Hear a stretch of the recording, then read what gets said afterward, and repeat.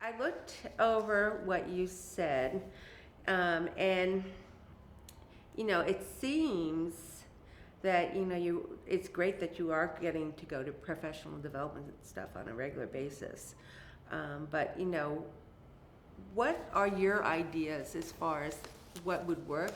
As far as setting up the library, and what kind of literacy workshops are you thinking of? What? Well, I think the first step is to, as much as the staff has bought into the project, I think they're underdeveloped in terms of what they can do specifically with literacy. So I think before we do anything else, I think the first step is to get staff on board with sort of heightening their literacy skills and what they can actually teach to the kids. So I think that's really where I'd like to head professionally and developmentally, because I don't think we can do a maximum amount of work with staff not really being up to par with what we can all be doing. Yeah. Do you have regular staff meetings? Once a week, yeah. Okay. And what do you do in these meetings? They take a lot of different shapes and forms depending on what's needed. Usually they're a run through of what's going on presently in the program, so that could be like planning for full day that we were doing the past couple meetings that we have the kids all day from Tuesday until tomorrow.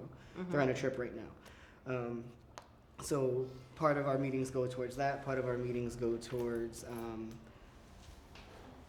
I guess facing issues, whatever's going on. So there's some conflict resolution, there's some problem solving. And then when we do have time, I usually try to fit in some professional development that's generally not centered around literacy, but can be. It's usually, we've done things on professionalism, we've done things on behavior management, we've done things on... needed. Oh, yeah, you name it, we've probably done it. Those don't happen as much as I would like, just because there's not a lot of time. And sometimes our staff meetings, right now we're sort of starting our summer camp planning, so that takes a lot of... that takes a big chunk of time that I could use for professional development, but summer camp, we have to get that going. So it depends on what the timing of the day and how much is sort of on the agenda. Yeah.